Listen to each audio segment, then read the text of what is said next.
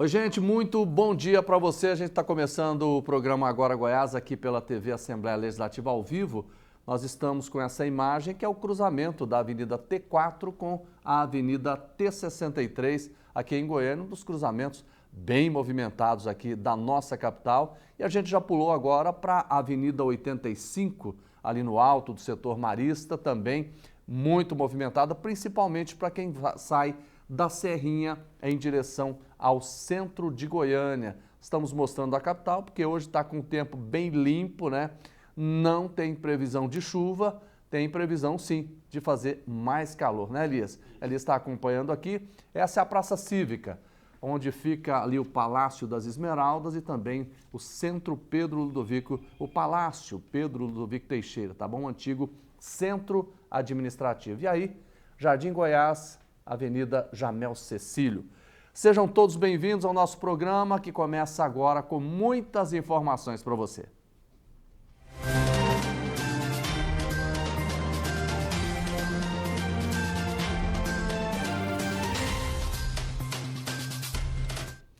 Você já participou de um cineclube? Essas organizações reúnem amantes de cinema para exibir e também para debater filmes. Os grupos têm um papel fundamental e importante na formação também de uma plateia qualificada e na divulgação de filmes que nem sempre passam nos cinemas ou nas TVs. Para homenagear essas pessoas envolvidas com essa atividade, o presidente da Assembleia, deputado Bruno Peixoto, realizou uma sessão solene com a entrega de certificados e quem acompanhou tudo foi o repórter Murilo Santos.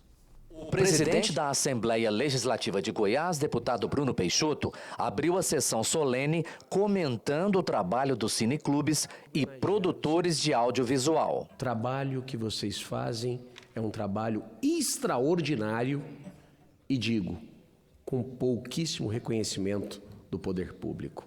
Então fiz questão de homenageá-los, estes homens e mulheres que guardam a história, não apenas no coração, mas também nas telas. Um vídeo apresentado durante a sessão mostrou um pouco do trabalho dos cineclubes. Com a cara e a coragem, fiz o Cineclube Revoada. Da tribuna, André Almeida reclamou da falta de incentivo à cultura por boa parte das prefeituras. Por isso, a gente criou uma associação de secretários para ter alguma coisa como viabilizar a cultura no nosso estado. O deputado estadual Ricardo Quirino também participou da sessão.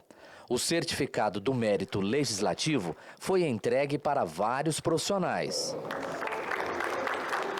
O presidente dos cineclubistas de Goiás também subiu à tribuna. Agradecer a todos pela presença, muito obrigado pela homenagem, ela está muito bem recebida. Em entrevista à TV Assembleia, o presidente Bruno Peixoto falou das várias categorias homenageadas pelos parlamentares. Somos mais de 7 milhões de goianos, nascimento ou de coração, e homenageando parcelas dessa sociedade que dedicam a vida em ajudar a nossa gente do estado.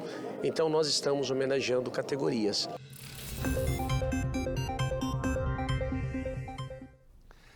Vamos falar agora de imposto de renda, porque está chegando o prazo final para você fazer a declaração com o Leão. Se você tem alguma dúvida, fique atento porque a gente vai falar sobre tudo, sobre prazos, sobre despesas dedutíveis, sobre quem não precisa pagar a parcela do imposto de renda com Randes Costa, que está aqui com a gente, é especialista nesse assunto. Randes, está tudo bem? Tudo ótimo, Jordevar. Bom dia. Bom dia. Bom dia, telespectadores da TV Alego. É um prazer estar aqui com vocês. Prazer é nosso em receber vocês. Você, Randes, o prazo termina quando? 31 de maio. Então, 31 de maio. Exatamente. Estamos próximos aí do encerramento. E a gente sabe que muita gente deixa para cima da hora, né? Realmente. Infelizmente, essa é uma característica do brasileiro, então a gente tem que se adaptar a ela. Tá certo. Agora, quem deixa para cima da hora, o Randes, pode ter problemas, né? Porque pode ter congestionamento, né? Isso, a gente pode ter problemas com congestionamento na entrega, justamente por uma incapacidade de processamento de várias declarações sendo entregues ao mesmo tempo, né? Então, isso pode travar o sistema de recepção das informações pela Receita Federal.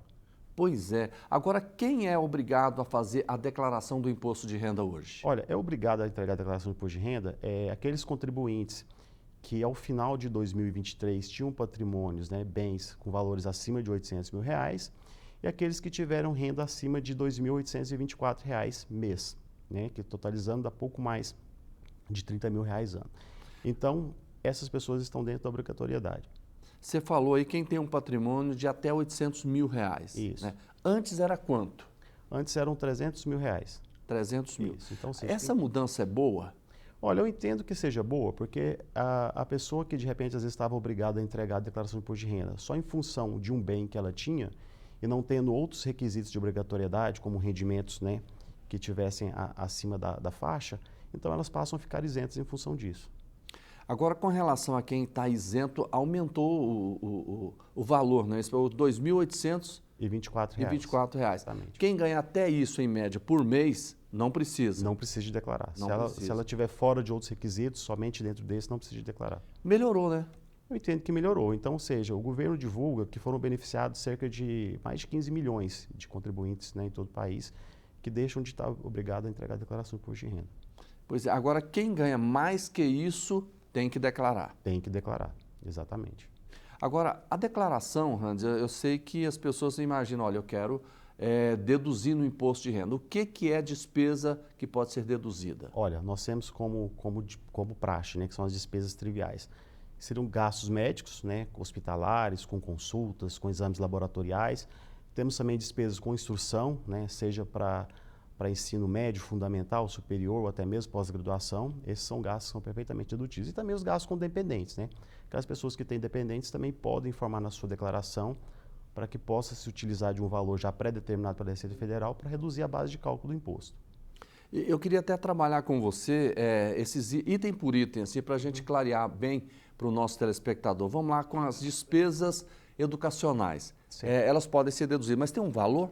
Tem, vamos lá. As despesas educacionais, os gastos podem ser declarados na sua integralidade. Porém, não a totalidade do gasto vai ser utilizado para reduzir a base de cálculo, mas somente um valor fixo. Então, seja um valor de pouco mais de R$ 3.500, que vai ser efetivamente utilizado para reduzir a base de cálculo do tributo. Isso porque já é pré-determinado pela Receita Federal. Hans, é muito pouco, né? Quando a gente divide aí por 12 meses, dá R$ 300 por mês. Exatamente, né? Realmente é muito pouco. Não dá nem para você comprar o livro, né? Não dá nem para comprar o livro, exatamente. Temos livros mais caros do que R$300 mês. Exatamente. Se tiver na faculdade, então nem se fala. Ô Hans, agora, por exemplo, o filho que tiver numa universidade, até que idade pode deduzir a despesa dele? Olha só, até 21 anos. 21. Até 21 anos. Então, seja, aquele filho até 21 anos que é dependente, né, dos pais, então, tanto ele por si só vai ser possível ter a dedução, né, fixa de valor de R$ 2.275, como os gastos também com a educação dele. Certo. Agora, vamos para a área médica. Você disse aí, medicamento, aliás, exames, consultas e o plano de saúde. O plano de saúde. E procedimentos também médicos também, então como cirurgias não estéticas, essas também são dedutíveis. Agora, tem um valor? Não, a vantagem em relação aos gastos médicos é que não tem valor pré-determinado. Então, ou seja, o total do gasto pode ser utilizado. Remédio? Remédio não, a não ser aqueles medicamentos que estão efetivamente vinculados ao tratamento médico. Então, ou seja, aquele custo com medicamento já vai estar embutido no total do gasto médico. Mas outros medicamentos adquiridos fora disso, não. Ô Hans, a pessoa que tem imóvel alugado e recebe mensalmente o aluguel? A pessoa que tem imóvel alugado, ele é obrigado a declarar o rendimento que ele obteve durante o ano. Então, esse rendimento, ele efetivamente vai fazer parte da base de cálculo do imposto de renda. Ele está obrigado a declarar. Isso. E como é que fica, por exemplo, a aquisição de um imóvel? Ele adquiriu, por exemplo, no ano de 2023. Certo. Se ele adquiriu um imóvel no ano de 2023, e esse seria o único ou o primeiro imóvel que ele teria adquirindo, se ele tiver um valor superior de R$800 mil, ele está obrigado a declarar. Tá. E se ele vendeu o imóvel? Se ele vendeu esse imóvel e ele obteve um ganho de capital, né, cujo valor seja superior a R$40 mil, ele também estaria obrigado a declarar o ganho de capital que ele obteve na data em que ele efetivamente vendeu o imóvel. E esse ganho de capital estaria sujeito aí à tributação de 15%. Quer dizer, é feito a diferença entre o que ele comprou e o que ele vendeu? Exatamente, é apurada a diferença entre o valor de venda, né, pelo valor de aquisição, e aí seria tributado 15%. Tá certo, o governo pega de todo lado, né? Pega de todo lado. Não tem dá como sossego escapar, não para dá a gente, sossego. né? Agora, nós tivemos valorização de veículos, os veículos usados. Muita gente, às vezes, comprou um veículo por um preço, né? Quando foi vender, vendeu até mais caro. Vendeu até Aí mais ele caro. teve um lucro. E aí? Então, se esse lucro tivesse superior a R$40.000, ele também estaria sujeito a apurar o ganho de capital e pagar também. Só o imposto. acima de 40 mil. Só acima de 40 mil, ou ganho. Tá certo. Agora, vamos pegar. A pessoa às vezes deixa no final, chega lá e aí faltou o documento. É melhor para ela não fazer a declaração dentro do prazo ou fazer a declaração e depois correr atrás? Não, é melhor você fazer a declaração dentro do prazo, porque assim você evita a multa, né? Então, é melhor você entregar dentro do prazo e logo depois, assim que no primeiro momento que você tiver condições, já fazer a retificação da declaração informando corretamente aquilo que se deixou de declarar. E quando for fazer essa retificação, a pessoa paga alguma multa? Não, ela não paga a multa na retificação. Não A paga. multa é somente pelo atraso da entrega. Agora, se ele não entregar, a multa A multa é de quanto? A multa ela é de 1% sobre o valor do imposto, sendo a multa mínima R$ 165. Então, Certo. seja, se ela também entregou a declaração e não tinha imposto a pagar naquele período, mas se ela entregou fora do prazo, então pelo menos a multa mínima ela vai estar sujeita, que seria R$ 165. Por exemplo, vamos falar de doações. Se a pessoa, por exemplo, recebeu a doação de um imóvel feita pelo pai, alguma coisa assim, isso é tributável? Não, a receita com doação não é tributável. Não é. Nem dinheiro e nem imóvel. Nem dinheiro, aí não depende do valor. Depende do valor, exatamente. Mas, por exemplo, vamos pegar uma doação em financeira, que tem um valor significativo, ela não é agora, mas o ano que vem, aquilo incorpora ao patrimônio. Ele continua justificando que foi doação? Ele continua justificando que foi doação, exatamente. Certo. Herança. Certo. A herança também ela não é tributável. Então, ou seja, a herança, ela, assim como a doação, ela é sujeita a um outro tributo, que seria um tributo estadual, que também estaria isento de imposto de renda. O Randes, por exemplo, lá na Saks, né, que você faz parte, quais são as principais dúvidas e reclamações também que as pessoas chegam? Então, as principais dúvidas são justamente em função das despesas que são dedutíveis, né? Então, muitas vezes as pessoas apresentam uma série de documentos e de gastos, né, assim como remédios, despesas com advogados, que são passíveis, às vezes, até de se declarar, porém, elas não são dedutíveis para redução da base de cálculo. Despesa com advogado, não? Não, despesa com advogado, não. Porque eu estou imaginando a seguinte situação, a pessoa às vezes entra com um pedido de aposentadoria, aí vai para a justiça, demora, aí depois ela ganha e vai receber aquele valor retroativo. E às vezes o valor passa de 40 mil, alguma coisa assim, nem sei se tem ligação. Nesse caso, ele paga também? Ele está sujeito também ao imposto de renda. É? Também. O É um aposentado? rendimento tributável. Certo. E o aposentado? A aposentadoria paga imposto de A renda? aposentadoria também paga imposto de renda. O governo não perdoa nada, né? Não perdoa nada, exatamente. Gente, realmente é muita coisa, né? Agora, por exemplo, as pessoas imaginam assim, eu estou tendo um desconto lá retido na fonte. Vem um contra-cheque, a pessoa já sabe que está lá retido. Tem como, às vezes, ela pegar uma restituição depois? Tem como. Porque a retenção do tributo nada mais é do que a antecipação, né, do imposto ao longo do ano. Então, com a alteração da tabela, na hora de fazer a declaração de imposto de renda, essa base de cálculo pode ser que ela mude. Então, ela acaba descobrindo que o que ela pagou por meio da retenção ao longo do ano foi maior do que efetivamente seria devido. Então, essa diferença aí entre o que foi retido ao longo do ano e o que efetivamente seria devido no momento da declaração, ela é sujeita à restituição. Tá certo. Randes, foi muito boa essa entrevista, esclarecedora, né? Porque a gente trabalhou todos os pontos, tirando as dúvidas, né, de quem ainda não fez a declaração do imposto de renda e é preciso fazer, porque o prazo dia 31, né, de maio. 31, exatamente. Bom. Estamos encerrando. Randes Costa, da Saks Assessoria, Consultoria, muito obrigado pela sua participação. Eu que agradeço e me coloco à disposição sempre que precisar. Volte mais vezes. Muito obrigado. Tá certo. Gente, nós vamos continuar o nosso programa aqui. Vamos falar de um almoço cultural. Vou fazer uma pergunta para você. Você gosta de música sertaneja e do cantor Leonardo? Gosta? Eu adoro o Leonardo, figura maravilhosa, né? Um goiano de coração. Pois é, ontem, em mais uma edição do Almoço Cultural, realizado toda quarta-feira aqui na Assembleia Legislativa, nós tivemos um cover do Leonardo, impressionantemente igual. Acompanhe agora com a Daniela Mello. No palco montado no terceiro piso da Assembleia Legislativa, uma voz familiar. Que goiano não conhece Leonardo? Rafael Zene é um fã do sertanejo e traz na voz todo o repertório de um dos principais nomes da música de Goiás. Leonardo, para mim, é meu ídolo. Eu sou fã incondicional do Leonardo. É tanto que eu canto quase tudo do Leonardo. Eu não canto tudo porque é impossível a gente também gravar todas as músicas, mas eu canto quase tudo do Leonardo. O Leandro, tive o privilégio de estar com o Leandro também, lá em Goianápolis. Conheci eles antes do sucesso e conheci depois. A apresentação aconteceu em mais uma edição do Almoço Cultural, que é realizado pelas atividades culturais da Alego.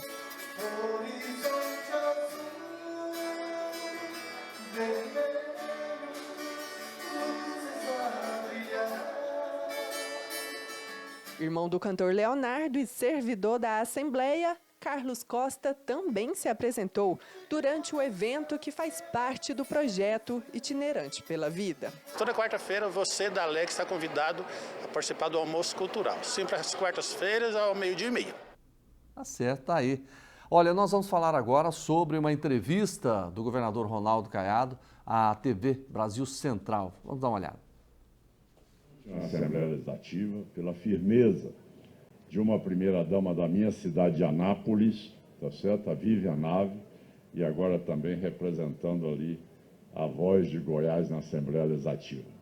E essa guerreira do entorno também, a Zeli, minha colega na área da saúde, e que realmente fez aqui um relato também da situação delicada com que vive o povo gaúcho neste momento, em que pela manhã, e como a gente dorme pouco, acompanhando até tarde, falando com nossos amigos lá do estado do Rio Grande, dizer a vocês que, além das dificuldades todas que eles estão vivendo, a previsão, gente, é de nos próximos 10 dias ainda termos mais 330 milímetros de chuvas ainda na região norte do Rio Grande do Sul. Então, toda a atenção é pouca, todo o trabalho é pouco.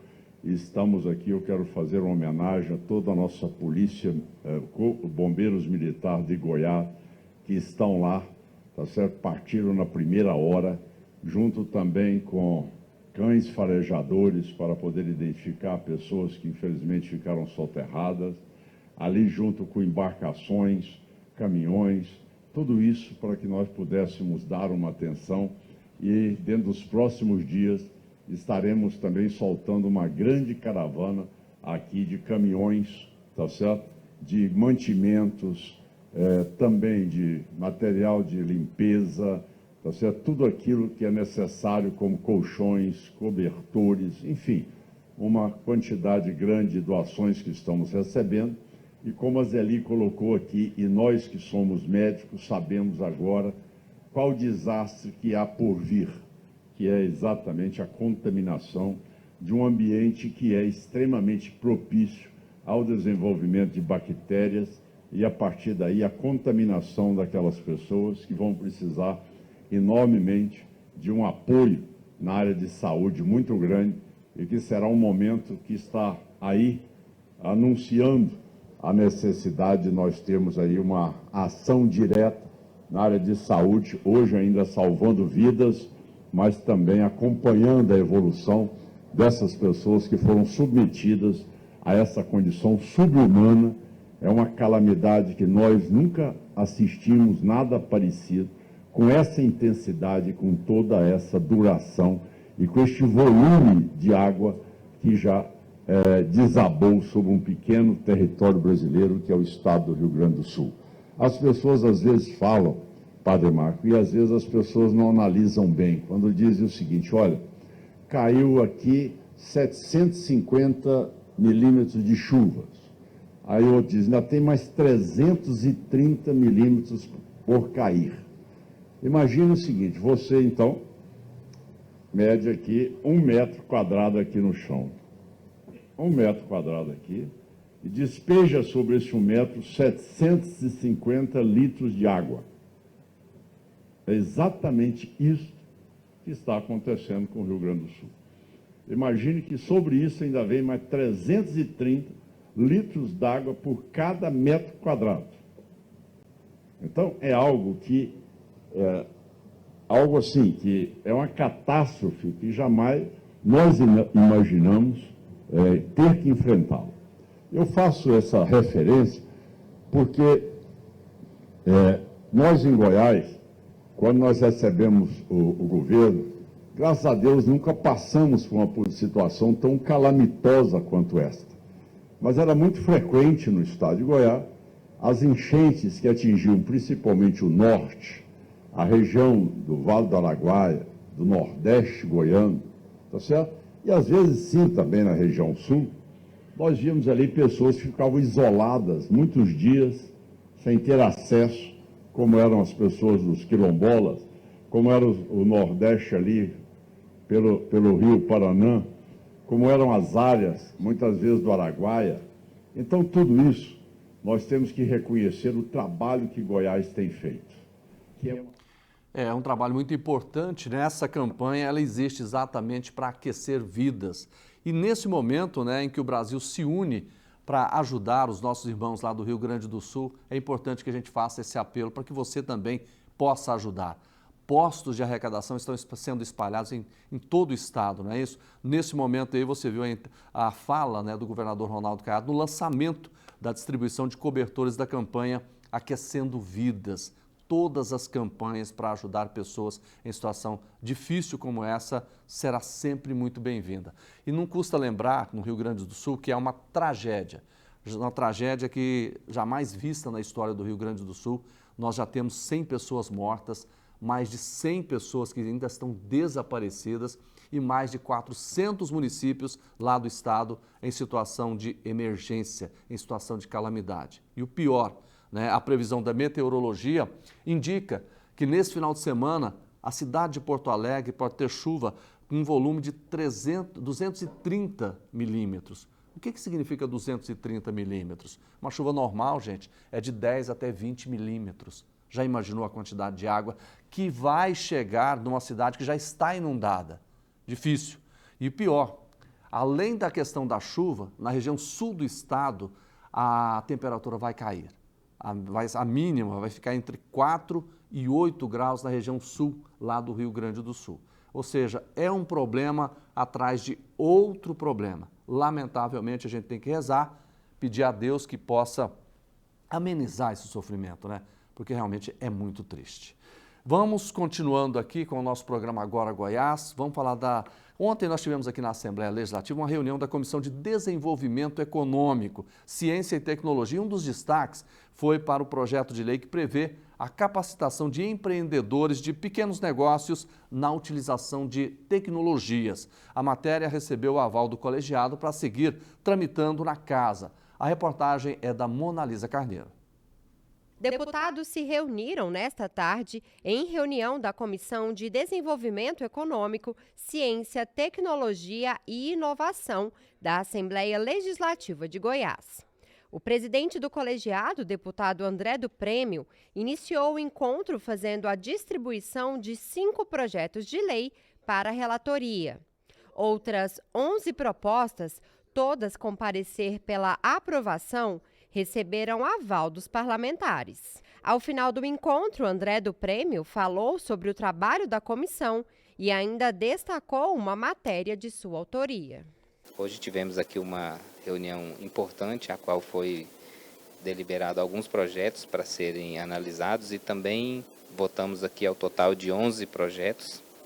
Projeto muito importante aqui que eu destino como talvez um dos mais importantes até, é um projeto que é até de autoria minha, que institui no calendário estadual a Semana Inteligente das Cidades Goianas. Esse projeto, ao meu ver, eu acho que ele é muito importante, porque cada vez mais nós estamos caminhando aí para uma era mais digital, um mundo mais modernizado.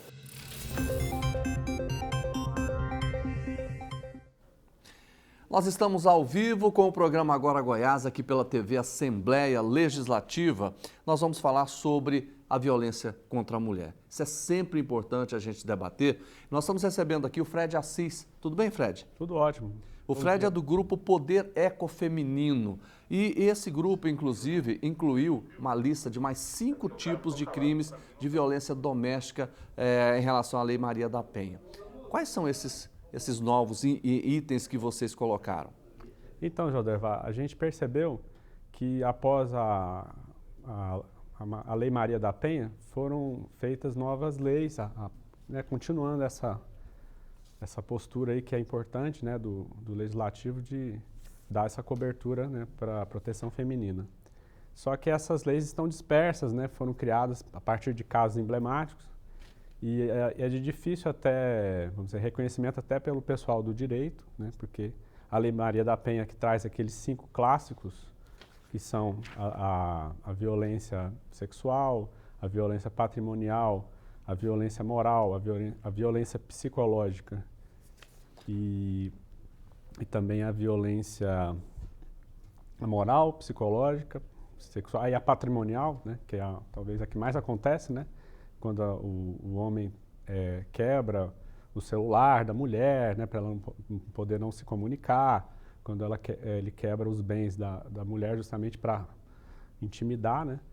Aí a partir dessa, vamos dizer assim, dessa percepção que a gente teve que essas novas legislações estão dispersas, a gente criou mais 5. Aí as novas 5 seriam violência política, né, que tem muito a ver aqui com a Assembleia, e já tem até uma frente interparlamentar, né, de combate à violência política de gênero, que inclui a Câmara de Vereadores e a Assembleia.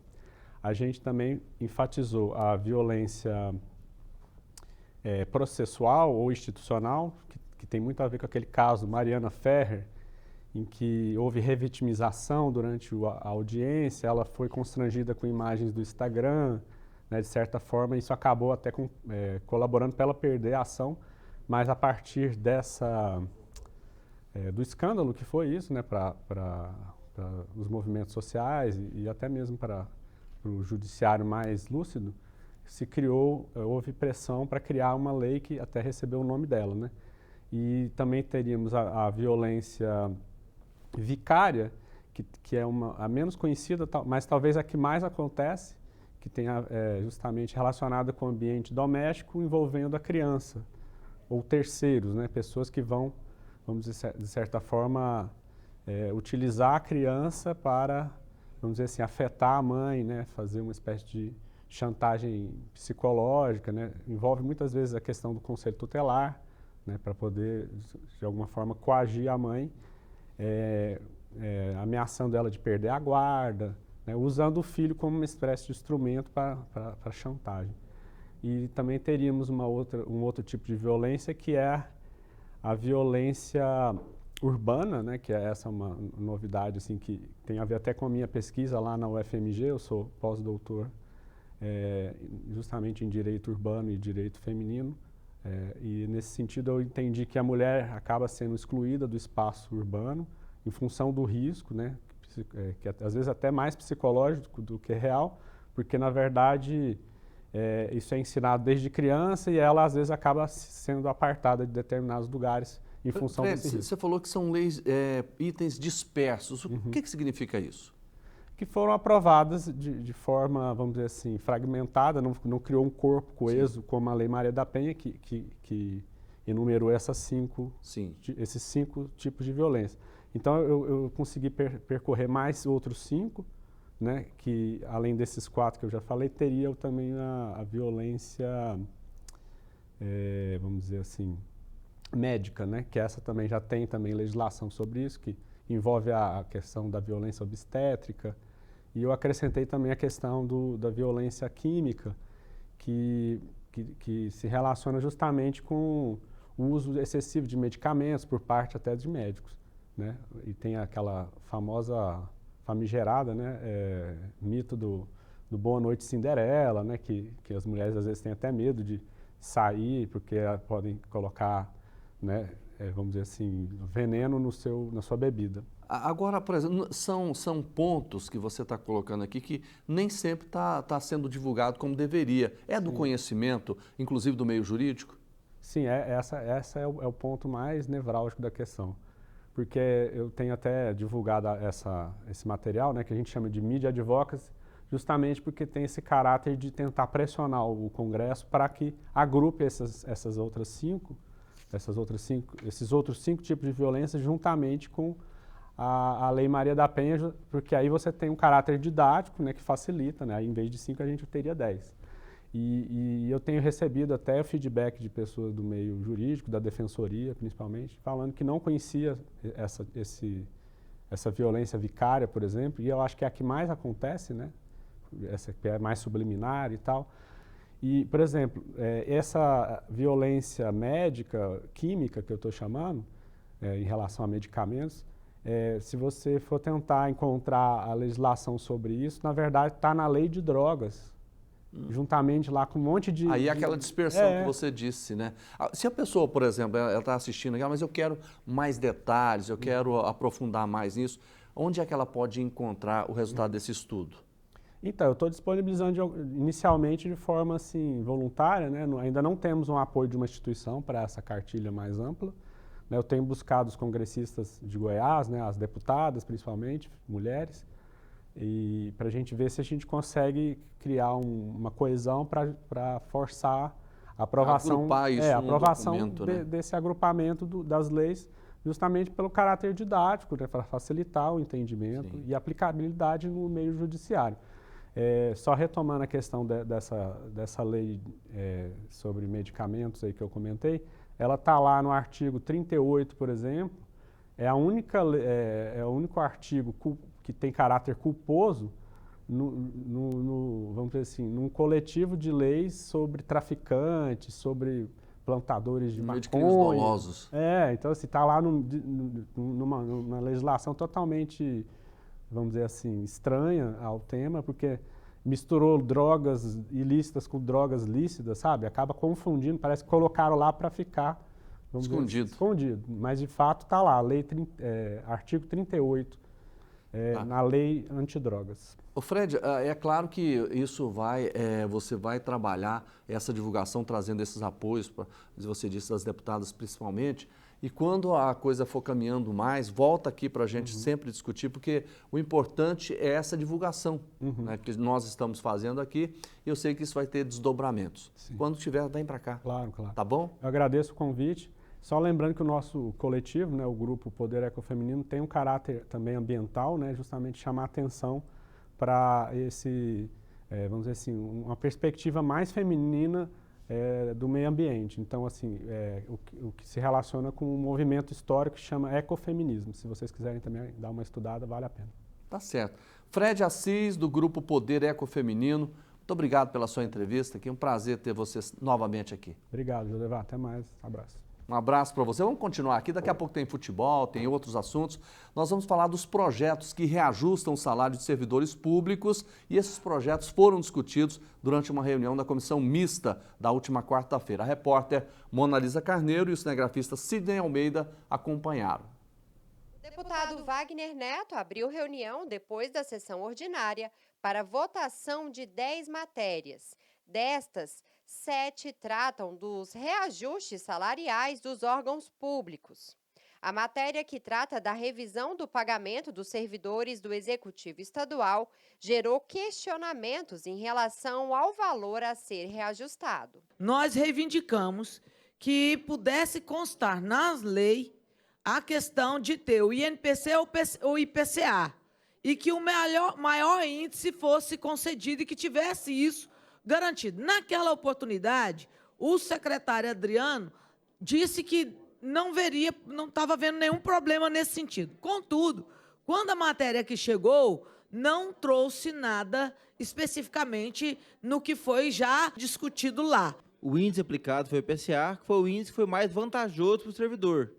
O anseio dos sindicatos é que possa colocar na lei que seja aplicado ou o INPC ou o IPCA, o que for maior, né? Então, que aqui seja aplicado nos anos vindouros. Então, é uma pauta importante, justa, né? Certamente vai ter que ser amadurecida, né, para a gente poder aprovar e que possa ser feita, inclusive, em outro momento, liberar a database e colocar essa alteração no estatuto em outro projeto, emendando outro projeto do governo sobre o tema que poderá eventualmente ser anacado futuramente. De acordo com o líder do governo, o deputado Thales Barreto, o valor a ser reajustado será tratado com o secretário-geral do governo, Adriano da Rocha Lima.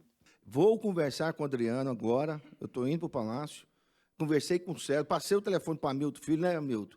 E eles estão numa visão que não foi feito esse acordo. Mas eu não conversei com o Adriano, eu conversei com o Sérgio, mas eu vou conversar com o Adriano agora. Até bom isso, para mim poder conseguir ter um tempo de ter uma formação melhor. Eu defendo até a tese de Vossa Excelência, tá bom? A proposta recebeu o pedido de vista, ou seja, mais tempo para que os parlamentares possam analisar o conteúdo da matéria.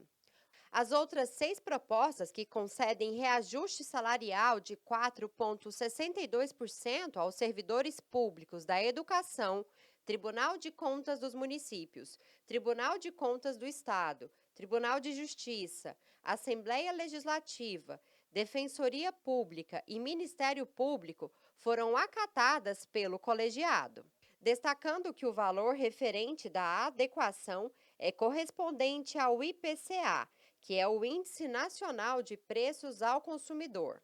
Essas matérias agora seguem para 2 turnos de votação em plenário, enquanto a que trata do reajuste do Executivo aguardará o tempo de análise requerido pelos deputados.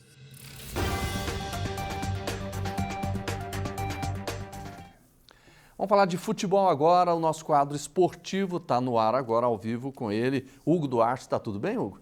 Ótimo, não está bem pro Vila, que tomou um ataque ontem de 3-1. Começou ganhando? Não, mas isso aí faz parte, ganha, virou. Foi mexer com o maribondo, cutucar a caixa de maribondo. O América venceu por 3-1 o Vila, mas o Vila jogou bem, viu, Jordevar? Só que com time reserva, chamado time reserva. Eu sou contra isso, eu acho que a equipe não tem que poupar jogadores, mas o Vila Nova está focado aí no Cuiabá sábado. Aí o gol, os lances, né? O Vila começou muito bem o primeiro tempo. O Vila Nova chegou a abrir o marcador, o time estava bem ali, 1-0. Gol do Igor, né? Do Igor Henrique. O Vila estava muito bem, de repente começou aí a falhar, a defesa teve falhas e o América jogando em casa aproveitou aí o empate, 1-1. O Vila Nova estava muito bem na partida. Pois é, o que aconteceu com o Vila, hein? Parece que a defesa teve um apagão ali, né? Você falou tudo, a defesa teve um apagão, por quê? Porque não pode falhar, e futebol são detalhes. E um detalhe, a falha aí do jogador do Vila culminou com a vitória da equipe do América. Pois é, e com essa derrota do Vila Nova, ele caiu para a 8ª posição, hein? 6 e pontos. Pode perder mais ainda, porque a Ponte Preta, por exemplo, que está em na 9ª posição, tem 4 pontos e um jogo a menos. Sim, não é isso? isso? O Curitiba também, o Mirassol também. Quer dizer, se esses times vencerem, o Vila Nova vai ter uma queda muito grande, hein? Pode chegar aí até 10º colocado, dependendo dos resultados. Time que quer subir, tem que fazer o resultado. Eu, como vou repetir de novo, sou contra jogadores de 25 anos, 26 anos, poupando de não sei de quê. O Vila Nova está priorizando o jogo com o Cuiabá, na Copa Verde, sim, mas não pode esquecer do brasileiro, porque o Vila, o interesse dele é chegar à Série A. Poupando jogadores? Na minha época poupava-se dinheiro, né? Agora estão poupando jogadores também. Pois é, pode pagar caro, né? Porque está no começo do campeonato, mas, gente, o campeonato de ponto corrido é jogo por jogo. Cada jogo é uma decisão. Essa história, isso aí ficou em outros tempos. Começou o campeonato. O time começa o campeonato com 3 derrotas e vai até a 10ª, perdendo e vai embora. O Santos não está pensando assim, o Sport Recife não está pensando assim. 3 jogos, 3 vitórias. Então, o time que quer mesmo ter objetivo não pode dar essa oportunidade que o Vila, para mim, deu para o América. Ele foi, por obrigação, jogar com o América, sabendo que iria perder. E você alertou. Sim. O time do América é um time custoso. A taca estava já garantida e só confirmou o time do América ontem no jogo. Olha, com essa vitória, o América tem um jogo a mais. O América ocupou a 3ª posição, tomando nessa posição do Goiás, só que o América tem 8, o Goiás tem 7, só que o Goiás tem um jogo a menos. Sim, o Goiás joga sexta. Joga sexta. O Goiás joga em casa, sexta-feira, contra o Ituano, praticamente lanterna, juntamente com o Guarani, 3 derrotas consecutivas. E o Goiás não pode fazer como o Vila. Se o Goiás tem o objetivo de subir, tem que ganhar o jogo diante do Ituano. Não é possível, né? É possível. Se não jogar futebol, futebol tudo é possível. Não é possível, gente, porque olha só, o Ituano, ele está na 10ª posição, jogou 3 partidas, perdeu as 3. Ou seja, está ali... quase caindo. O torcedor do Goiás sabe que o Goiás é um time tão bom, Jorge, que quando ele vê um paciente na situação do Ituano com 3 derrotas consecutivas, ele tem amor, ele tem dó, ele quer ajudar. O Goiás tem esse defeito. Mas este ano, acho que o Goiás não vai ter dó dos seus adversários e vai descer a lenha. Nem piedade. Não, eu acho que o Goiás taca. é no mínimo 3. Taca.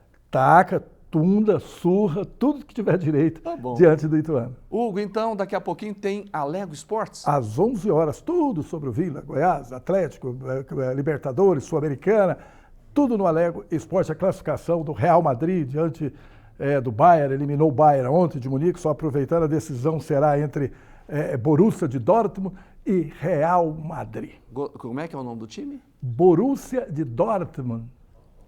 Gostei. Lá os morrienses é Dortmund, né? Mas para a elite é Dortmund. Tá certo. Ô, Hugo, eu quero te agradecer, porque você sempre enriquece muito o nosso programa, né, com a sua opinião, sabe realmente do que está falando e é bom para a gente falar do futebol. Estar do seu lado é sempre ótimo. Um abraço e te aguardo às 11 horas no Alego Esportes. Grande abraço, obrigado. A gente continua, daqui a pouquinho a gente vai falar do Rio Grande do Sul e da campanha de arrecadação de agasalhos e de alimentos aqui da Assembleia, tá bom? Mas os contadores são profissionais muito importantes para a organização financeira de todas as empresas e também de inúmeras pessoas físicas. Para destacar esse papel fundamental e comemorar o Dia da Contabilidade, na manhã dessa quarta-feira, o presidente da Assembleia, Bruno Peixoto, promoveu aqui no plenário Íris Rezende uma sessão solene. Veja os detalhes. Em 25 de abril é comemorado o Dia da Contabilidade, a data que surgiu em homenagem ao senador João Lira Tavares, que em 1926 ele ajudou na regularização da profissão no Brasil. O deputado e presidente da Casa, Bruno Peixoto, promoveu uma sessão solene no plenário Íris Rezende em homenagem aos profissionais da área. Ele falou da importância da classe. Eu fico sim muito feliz de poder homenageá-los. Gostaria de estar homenageando todos os contadores e contadoras, mas nosso espaço não comportaria. Então estes 75 homenageados nesta manhã representam esta categoria de grande relevância. A presidente do Conselho Regional de Contabilidade de Goiás, Sucena Romel, destacou a relevância do contador e agradeceu o reconhecimento. Fica aqui o meu agradecimento ao presidente Bruno Peixoto por esse reconhecimento aos profissionais da contabilidade do estado de Goiás e também de todo o Brasil. Tivemos homenageados vindos de todo o estado de Goiás. É uma grande gratidão estar aqui, fiquei muito emocionado. A nossa classe é uma classe que vem evoluindo a cada dia mais. Eu estou me sentindo honrada, né? Moro no interior, então fica complicado às vezes a gente vir, né, para a capital, principalmente nessa época de imposto de renda. Eu acredito que os colegas hoje tiraram um tempinho para vir aqui porque realmente é uma homenagem muito válida. Bombeiro militar. Gente, nós vamos falar agora sobre a tragédia no Rio Grande do Sul. Você está acompanhando, o Brasil inteiro está mobilizado para ajudar os nossos irmãos, arrecadando, né, alimentos, água, agasalhos, tudo para a gente amenizar o sofrimento daquelas pessoas. Se o Wilker, se tiver imagens lá do Sul, pode colocar. Eu já quero apresentar o nosso entrevistado aqui, que é o Tenente Coronel Nériton Pimenta, secretário da Assistência do Bombeiro Militar da Assembleia Legislativa. Coronel, está tudo bem com o senhor? Tudo bem, Jordevar. Um prazer estar aqui contigo para falar um pouquinho dessa ação humanitária que estamos fazendo no Rio Grande do Sul. Me conta como é que está sendo essa ação aqui na Assembleia. Aqui nós estamos arrecadando. Se tornou um posto de arrecadação desses donativos e os procuradores aqui da casa já doaram 5 toneladas, arrecadamos também rações para pets, 3 toneladas, já enviamos para o Corpo de Bombeiros para enviar ao Rio Grande do Sul. E também nós estamos olhando está mobilizado. aqui, eu vou até interromper o senhor, porque essa imagem, são essas pessoas que vão ser atendidas por essa ação. São essas pessoas que estão passando com dificuldade, não têm cobertores, não têm colchão, não têm mobiliário, estão desabrigadas, desalojadas, precisando da contribuição nossa. O coronel perde tudo, né? Perde tudo, perde o móvel, perde os alimentos, perde a casa, não tem como habitar nessas casas aí. Perde as lembranças, a gente pensa, mas até as fotos, né? Tudo que você tem ali vai embora, né? Tudo vai embora, tudo vai embora. A situação é muito triste, viver essa situação e ver as pessoas nessa situação, a gente fica muito comovido. Coronel, as pessoas podem doar o quê aqui no posto de arrecadação da Assembleia? A prioridade são colchões, roupas de cama e kits de limpeza. Sim. Tanto a limpeza pessoal quanto a limpeza de locais, né? Então, essa é a prioridade. Além dessa prioridade, também estamos arrecadando alimentos não perecíveis e tudo aquilo que possa ajudar de forma humanitária. Mas a prioridade é essa. E chegando, tendo um volume, vocês já despacham para lá? Diariamente nós estamos fazendo esse transporte da Alego para os quartéis do Corpo de Bombeiros e dali nós já estamos levando para o Rio Grande do Sul diariamente. Aliás, todas as unidades dos bombeiros aqui de Goiás estão sendo postos de arrecadação, né, Coronel? Vale a pena enfatizar essa informação. Todas as unidades do Corpo de Bombeiros do Estado de Goiás é um posto de arrecadação, no qual nós fazemos a coleta diária e já fazemos o transporte para o Rio Grande do Sul. Coronel, o senhor é bombeiro, claro, o senhor está acostumado a situações como essa e os nossos bombeiros estão lá, parte lá, fazendo esse trabalho de resgate de pessoas, resgate de animais. Como é trabalhar numa situação como essa, hein, Coronel? Ao mesmo tempo que é uma situação muito triste, isso faz com que a gente exercite diariamente a nossa missão, que é salvar vidas. Então, estamos lá com 21 bombeiros. Esses bombeiros estão fazendo salvamentos diariamente, já salvamos quase 300 pessoas que estavam em situação de calamidade mesmo, de sobrevivência, foram resgatadas e levadas para um local seguro. Então, são 21 bombeiros do estado de Goiás, com várias viaturas, e a previsão de permanência deles lá é por mais 15 dias. E o senhor falou em previsão, a previsão do tempo para esse final de semana não é boa lá para a cidade de Porto Alegre, né? Os meteorologistas estão dizendo que deve chover uma quantidade que deve passar 200 milímetros. Para uma cidade que já está, né, alagada, isso é muito difícil, né? É um volume de água considerável, 200 milímetros é muita chuva. E se tiver mesmo volume normal? 10, 20, seria isso?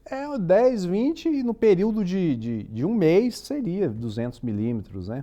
Então é uma precipitação considerável que irá atrapalhar muito essa vazão de água e diminuir o volume de água. Então a expectativa é que abaixasse esse volume. Agora com essa chuva, a previsão de 200 milímetros preocupa, mas vamos estar atentos para poder continuar nossa missão de salvar lá. É o que a gente sempre fala, né? A gente tem que ajudar agora, mas também tem que pensar no futuro, porque esse ano vai ter chuva de novo, provavelmente chuvas com um volume de água acima do normal, então tem que pensar no futuro, né, Coronel? Também. Temos que encontrar meios de mitigação, colocar estruturas, infraestruturas nas cidades, porque nós estamos vivendo uma situação climática diferente. O meio ambiente no qual estamos todos os dias degradando levou a isso. Então nós temos que preocupar com cidades mais seguras e oferecer infraestrutura necessária para evitar esse tipo de tragédia. Tá certo. Só quero reforçar, Coronel, então, aqui na Assembleia é um posto de arrecadação.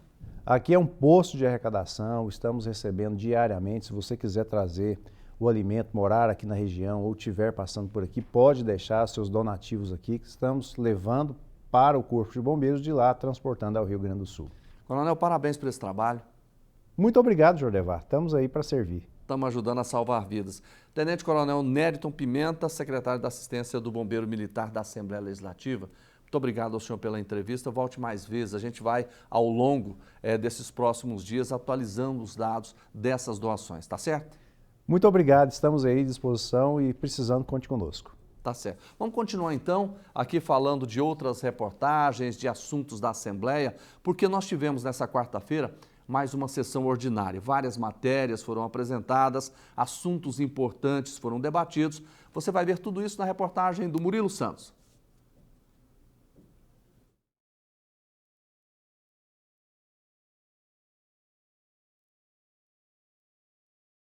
Na sessão ordinária, o deputado André do Prêmio pediu por benefícios aos autistas. Projeto de lei que dispõe sobre a criação do certificado Escola Amiga do Autista no âmbito do estado de Goiás.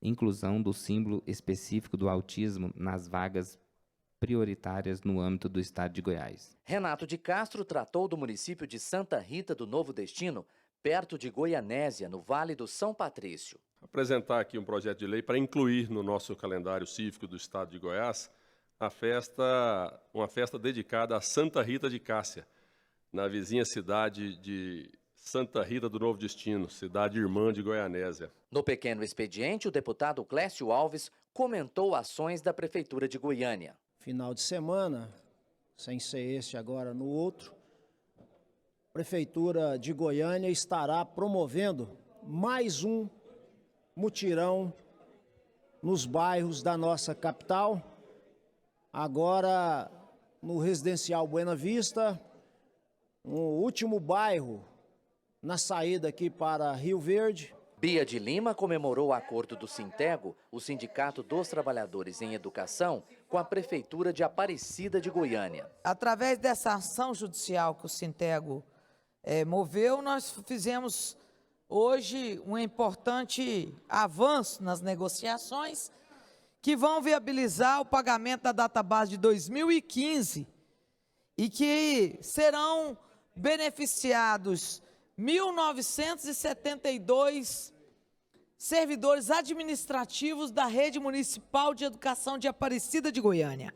Na ordem do dia, os parlamentares aprovaram um decreto legislativo que prevê a apresentação de emenda à Constituição Federal por várias assembleias do país para descentralizar e dar autonomia às casas legislativas estaduais. Como presidente da CCJ, a Comissão de Constituição, Justiça e Redação, o deputado Wagner Camargo Neto defendeu a matéria. Possibilita a gente ampliar esse poder legislativo para que possamos ter um papel mais importante aí e um papel de onde teremos mais autonomia na legislação. Porque nós precisamos aumentar aqui sim o nosso poder de decisão, de poder de legislação no âmbito estadual, que estamos muito mais próximos da população do que o próprio Congresso Nacional. Na sessão ordinária, o deputado André do Prêmio pediu por benefícios aos autistas. Olha, Ivanor Florencio é um criador múltiplo, navega da literatura também até as artes plásticas. E é um olhar de um artista experimentado e já são 51 anos de carreira. A comemoração está sendo feita aqui, no saguão da Assembleia Legislativa, com uma mega exposição. Quem traz os detalhes é o Tom Barbosa. Um artista inquieto e de múltiplas faces. Ivanor Florencio veio até a Assembleia Legislativa comemorar meio século de arte, transitando pela poesia, dramaturgia e pelas artes plásticas. Essa exposição, ela deixa aqui a sua marca, meio século de Ivanor Florencio. Para nós é uma imensa satisfação ele vir fazer essa exposição aqui na Assembleia Legislativa, que é a casa do povo, e esse artista maravilhoso só abrilhanta, né, toda a história da casa. Os artistas plásticos Miro e Vânia Ferro, presentes na exposição, destacaram os trabalhos de Ivanor, ressaltando sua longevidade e sua criatividade. Ele é altamente expressionista, né? Ele sabe aquela pessoa maluca que começa a trabalhar assim, não tem hora de parar, passa a madrugada todo raspando a alma, colocando o seu mais autêntico sentimento nos trabalhos. Ele predomina muito o expressionismo, embora cada obra dele ele tende um pouco puxar alguns estilos diferenciados, né? Tem vários estilos, mas o forte dele mesmo é o expressionismo. Feliz com a exposição apresentada no Saguão da Alego, na tarde desta terça-feira, Ivanor Florencio falou com entusiasmo dos seus 51 anos de arte. Mostra por onde as minhas águas caminharam. Tenho obras aqui que eu pintei muito lá atrás, tenho obra agora muito recente, e ela está me mostrando um caminho. Eu peguei muitas obras emprestadas de colecionadores que têm o meu trabalho. E eu vejo que a gente está desaguando só em praias boas.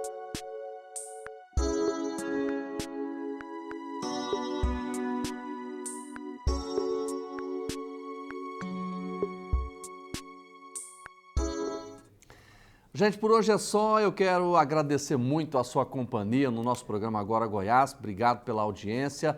Amanhã, sexta-feira, a gente volta com mais um programa e eu conto com a sua participação. Grande abraço e até lá.